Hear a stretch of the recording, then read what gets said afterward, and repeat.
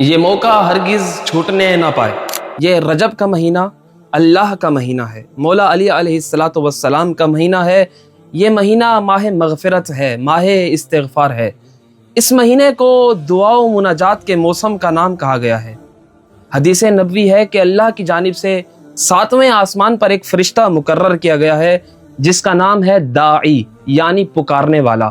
رسول خدا فرماتے ہیں کہ جب ماہ رجب آتا ہے تو یہ فرشتہ روزانہ رات سے لے کر صبح تک صدا بلند کرتا رہتا ہے اور کہہ رہا ہوتا ہے، خوش نصیب ہیں وہ لوگ جو ذکر الہی کرتے ہیں، خوش نصیب ہیں وہ لوگ جو اللہ کی اطاعت کرتے ہیں۔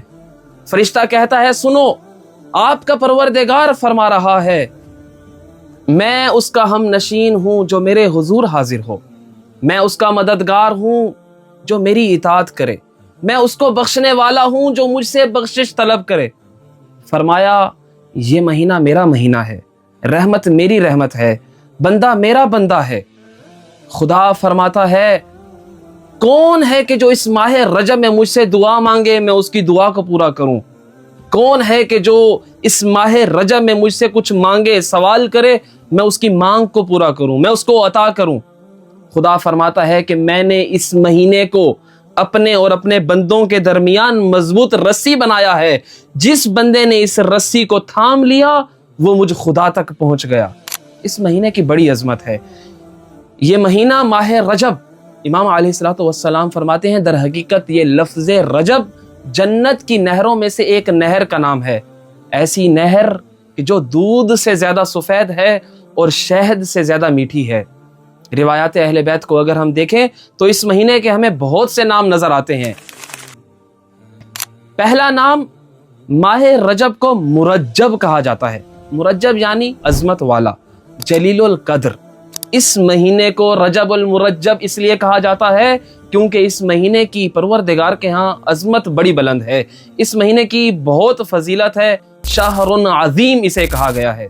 دوسرا نام اصب، اصب کہتے ہیں انڈیل دینا، نازل کرنا، برسا دینا۔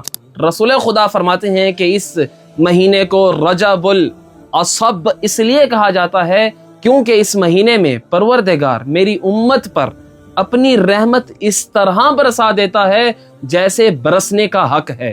تیسرا نام اسم، اسم کا مطلب ہوتا ہے سنائی نہ دینا۔ دیکھیے، اہل عرب میں اس مہینے کے اندر جنگ و قتال کو گناہ تصور کیا جاتا تھا، لہٰذا اس مہینے میں گھوڑوں کی ٹاپ اور تلواروں کی جھنکار سنائی نہیں دیتی تھی۔ اسی آواز کے سنائی نہ دینے کی وجہ سے اس مہینے کو رجب الاسم کہا کرتے تھے۔ رسول خدا صلی اللہ علیہ وآلہ وسلم فرماتے ہیں کہ اس مہینے کو رجب الاسم اس لیے کہا جاتا ہے کیونکہ فضیلت، حرمت اور عظمت کے اعتبار سے اللہ کے ہاں یہ مہینہ اتنا بلند ہے، اتنا عظیم ہے کہ اس جیسا کوئی اور مہینہ نہیں پایا جاتا۔ رسول خدا فرماتے ہیں کہ اسلام سے پہلے زمانہ جاہلیت میں اہل عرب اس مہینے کی تعظیم کیا کرتے تھے، لیکن جب اسلام آیا تو اسلام نے اس مہینے کی عظمت اور حرمت کے اندر اضافہ فرما دیا، یقیناً اضافہ فرما دیا۔ کس طرح سے اس مہینے کی عظمت میں اضافہ فرمایا؟ 7ویں امام فرماتے ہیں کہ اس مہینے میں کیے جانے والی نیکی کا پروردگار دگنا ثواب دیتا ہے اور اس مہینے میں پروردگار گناہوں کو مٹا دیتا ہے۔ لہٰذا ہمیں چاہیے کہ ہم اس مہینے کے لمحات کو غنیمت سمجھیں اور پروردگار کی رحمت کو زیادہ سے زیادہ سمیٹنے کی کوشش کریں، اس لیے کہ جب قیامت کا دن ہوگا، 6 امام فرماتے ہیں، اذا کان یوم القیامت نادى مناد این الرجبیون، جب قیامت کا دن ہوگا منادی ندا دے گا، رجبیون کہاں ہیں؟ وہ لوگ کہاں ہیں کہ جو اس ماہ رجب کے دنوں کو روزے سے اور راتوں کو عبادت خدا سے گزارا کرتے تھے؟ اور فرمایا کہ یہ وہ لوگ ہوں گے کہ جن کے چہرے منور ہوں گے، روشن ہوں گے، اس قدر نورانی ہوں گے کہ سب لوگ دیکھ رہے ہوں گے، سب لوگ اس چمک کو محسوس کر رہے ہوں گے۔ فرمایا پھر ان لوگوں کے سروں پر بادشاہت کے تاج سجائے جائیں گے۔